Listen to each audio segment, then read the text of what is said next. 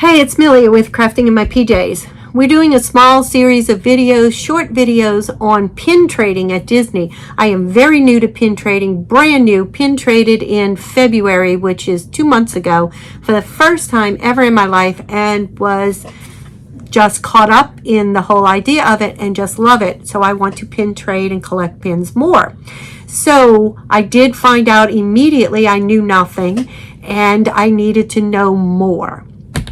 So these videos are to help the new people learn a little bit more than what I knew when I went out in February. Okay, so today we're going to talk about fake pins. So I'm going to take you down to the table and I'm going to show you what I have figured out with fake pins. And then I tell you, I suggest to you that you watch video after video after video of people who know what they're doing and let them explain to you too, because I'm just showing you the little bit I've learned. All right, so let's get down to the table. All right, so the first thing I'm going to talk about is I'm going to use the pins that I received on my trip. And I have come to the conclusion that all of them are fake, every single one.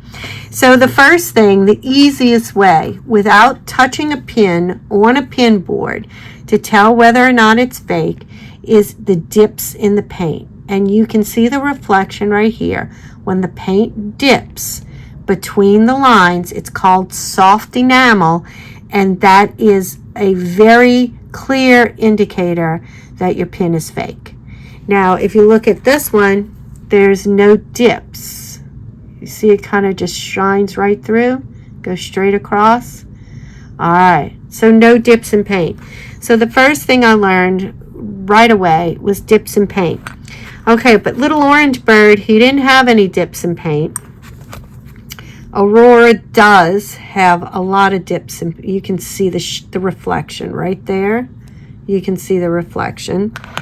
And my cute little Chip and Dale, they have dips as well. And then this one, which somebody actually gifted to me. Now this one's a little smoother than the others. There we go.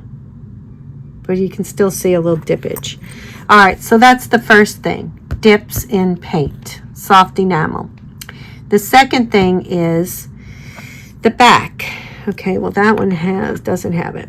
A lot of the pins, not all of the pins, but a lot of the pins have the Disney waffle on the back. Now, if you look very closely, on most authentic pins, the waffle will go all the way over the edge. Let's see if I can get it. Right there, you can see there's a border. That indicates a fake pin. Anytime there's a border, all right, this one goes all the way. And this one goes all the way. Let's see what this one does. This one's nice and shiny. And that one went all the way.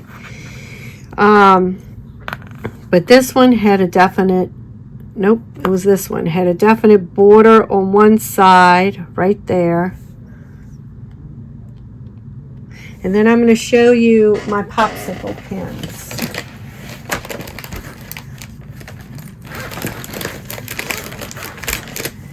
Now, other than the border on the back of the pin, there's also looking at the pin, the print, if it's not clear. Sometimes there's misspellings. Sometimes there is, and I don't have a camera to pull it out, but they'll have like one of, like this one, and I don't know if you're going to be able to see it. It says 1 of 5. Well, the O and the 1 in the of hits the 1, but the F doesn't hit the 5. So you'll see where their spacing is off, or there's misspellings. All right, so let's look at the back of these two pins. See if I can get, All right, it's the same pin. One is a fake, one is not. All right, so this one, and I don't know if you can see, the waffling is muted. It's kind of, it's not as shiny. It's kind of dull.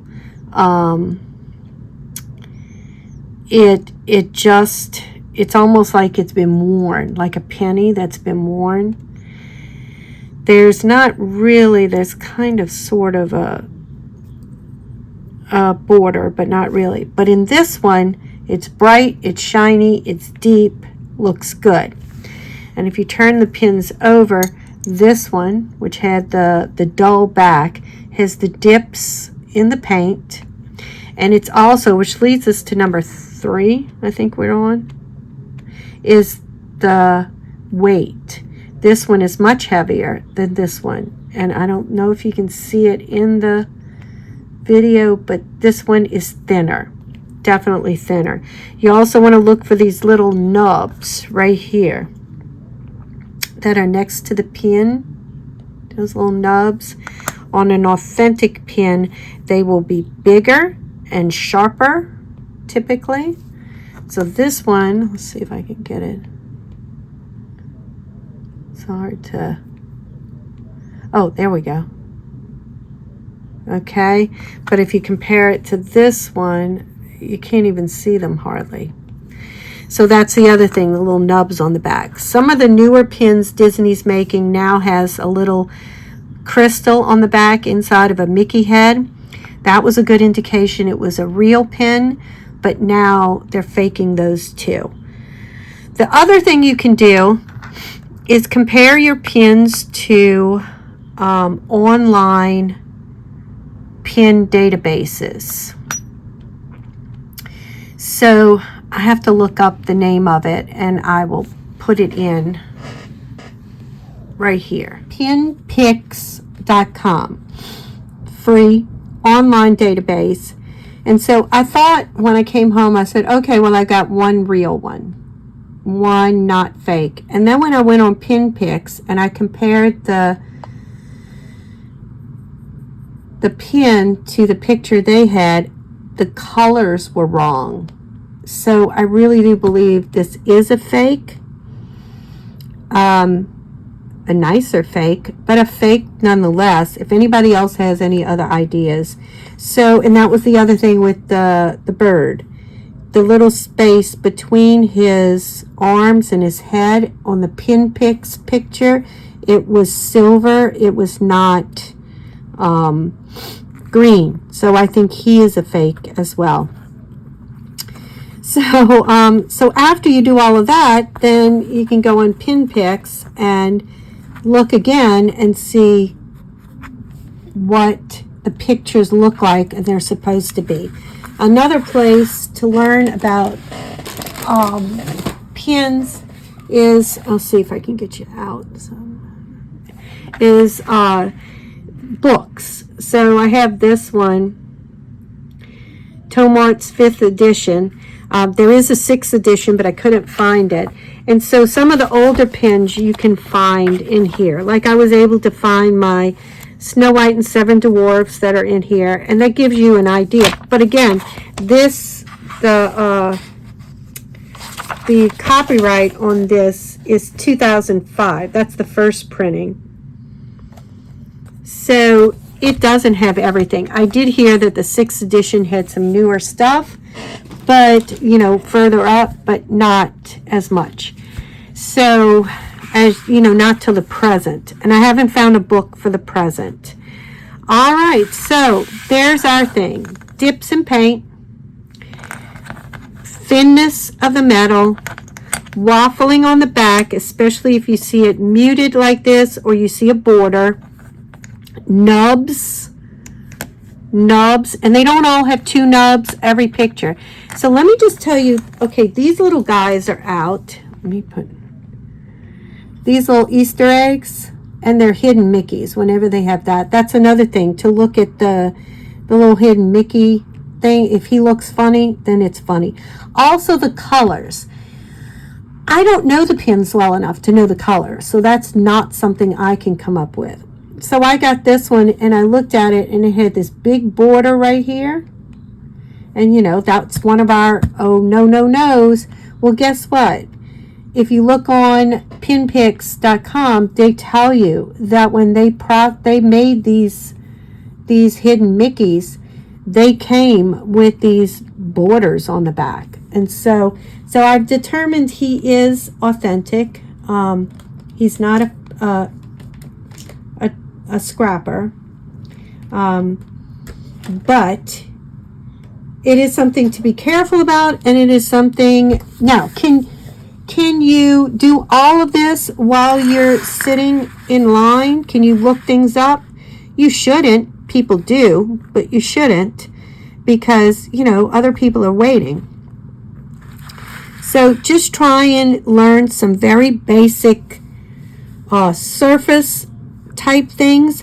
Also, there's a list out there of I tried to do a search for what are the most common faked pins. Well, the thing is, they fake them all until you get to the very newest released. So, like hidden Mickey kind of pins. So, you know, it's something to be careful of, but don't let it completely destroy your pin trading. You'll still go out there and have a ball. All right, so that's it. That's all I have for you on trying to tell the difference between a real pin and a fake pin. Scrapper was a term that came out when they made pins and they weren't up to snuff. So they were thrown in a scrapper pile. But now people use that term synonymously with a fake pin. So you hear fake and scrapper used together. All right, guys, that's it. I hope y'all have a great day and have fun on your pin trading excursion. Next video, I'm going to talk about ways to store pins and display pins. And then that'll be the end of this series. All right, y'all have a great day. Bye.